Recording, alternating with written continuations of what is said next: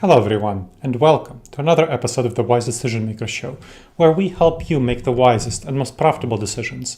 My name is Dr. Gleb Tsipursky. I'm the CEO of Disaster Avoidance Experts, the future of work consultancy that sponsors the Wise Decision Maker Show. And today we'll talk about the real obstacle to hybrid work, effective hybrid work, by which I mean both part-time working remotely and full-time working remotely. And that obstacle is productivity paranoia. It's the missing trust factor that's the key here. There was a global survey by Citrix which found that many employers don't trust employees to be productive when they're working remotely or in a hybrid setting. 50% of all business leaders believe that employees don't work as hard when they're out of sight, although this belief is not supported by evidence. Now, productivity paranoia comes from another survey done by Microsoft, which found that 87% of leaders lack confidence in the productivity of their employees when employees are working remotely. So this is a really big problem because it's completely not aligned with evidence. When you look at the actual evidence, peer-reviewed research, surveys, and so on, workers working remotely are more productive. According to a peer-reviewed study, work from home improved productivity by 13% due to fewer sick days, better work environment for people, and resulted in improved work satisfaction and therefore decreased attrition rate by 50%. 50%, that's huge. And that's backed up by other studies. There was a randomized assigned study with a control group in a company called Trip.com, which is a major travel agency, as you can guess by that domain name. So what happened there is that they assigned half of their staff to work a traditional Monday for Friday 9 to 5 schedule. Another half of their staff they assigned to work on a hybrid schedule. And they found that the people who were working part of their time remotely, their work from home reduced their attrition rate by 35%. Again, huge number. And people were much more productive overall. Specifically, programmers wrote 8% more lines of code, which is a very hard metric of productivity. And there was a study using employee monitoring data from ProScore, which found that the shift to remote work early in the pandemic improved productivity by 5%. Now, here's the benefit. Remote work allows the elimination of the daily commute, which is great because average daily commute is nearly an hour, and that's just driving. There's more than an hour when you consider transition times, putting on clothes, taking them off, getting set up with your work computer, and so on.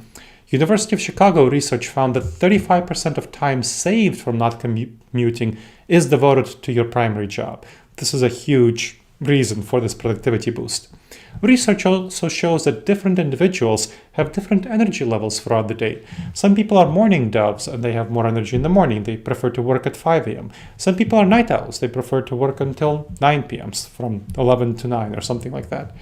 And working at different times can align better with people's productivity and therefore help them be more productive. And we also know that remote work skills improved during the pandemic. So a study at Stanford University found that in the summer of 2020, remote workers were 5% more efficient than their in-office colleagues. But by summer 2022, that improved to 9% because we learned how to do better at remote work. Businesses and governments invested into technology, utilities invested into technology, faster internet, and so on. And now we have to think about what employees actually do in the office.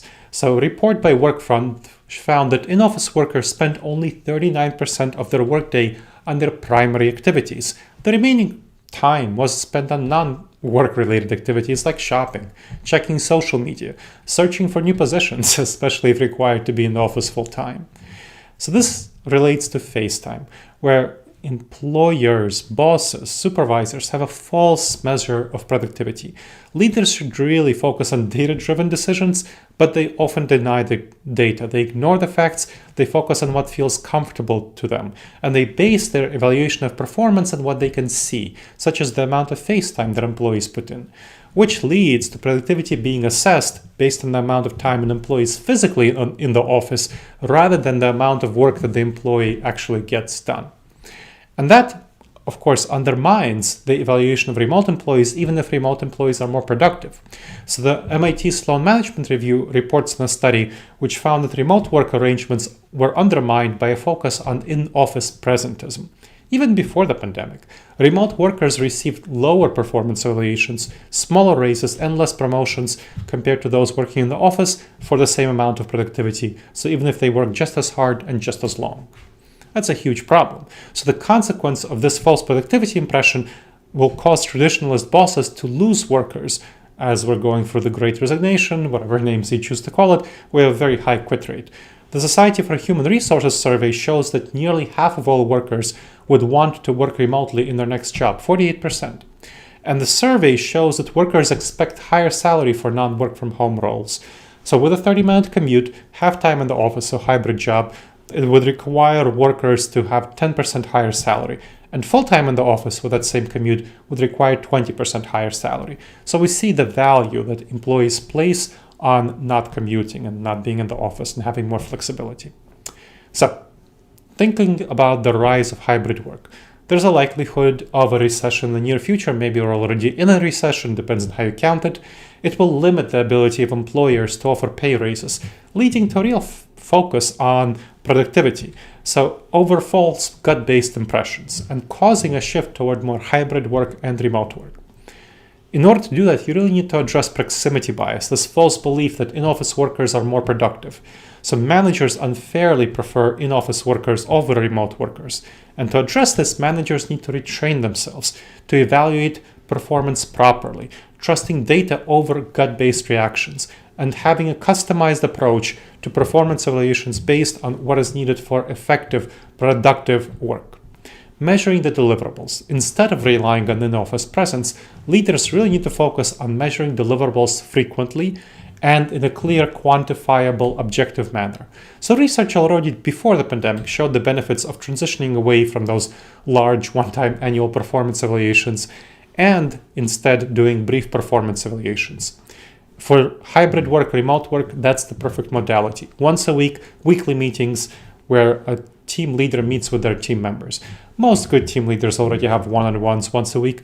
Now that will just involve a performance evaluation element. So, before the weekly meeting, the team member should send a brief report on how they are progressed on their goals for the week, whatever goals they had, problems they experienced, a self-evaluation, and then during the weekly meeting, the team leader and the member will discuss the report and set goals for the next week for the team member to hit. Ideally, you want those goals to be as smart as possible, meaning specific, measurable, actionable, relevant, and timely. So you have them measurable as much as possible. Of course, you can make them qualitative to the extent that they're not going to be able to be made that quantitative, but ideally make them quantitative. So the leader also coaches the member at least one of the goals. He set 3 to 5 goals, at least one of the goals make them quantitative. The leader also coaches the team member on problem solving and approves or revises their self-evaluation, which then gets fed into a continuous performance evaluation process. There's a big advantage to this continuous evaluation, performance evaluation, because everyone knows where they stand at any moment. So it helps the leader really know who their best performers are and addresses the problems of proximity bias. It allows team members to know where they are, addresses fears over lack of career mobility due to proximity bias, and increases a sense of trust between leaders and employees, which of course improves retention, because 75% plus of employees leave because of a poor relationship with their boss, first and foremost, according to a Gallup survey. So, how do you outcompete the competition in the future of work? To effectively lead in hybrid and remote settings, leaders must challenge their comfort, their personal comfort and discomfort with hybrid work and remote work and evaluating employees in those settings, and their bias about doing so. Post-pandemic, I can guarantee to you, leaders who don't adapt will be outcompeted by more fit competitors. To survive and thrive, leaders must be willing to grow and adapt to the new work environments of hybrid and remote work in which we find ourselves. And that's why you really need to address that productivity paranoia to have effective hybrid work productivity and performance evaluation. All right, everyone. I hope you've enjoyed this episode of the Wise Decision Maker Show. Please make sure to subscribe to the show wherever you check this out, and please leave a review. It really helps us improve the show, and it helps other people discover the show. I look forward to seeing you in the next episode of the Wise Decision Maker Show. In the meantime, the wisest and most profitable decisions to you, my friends.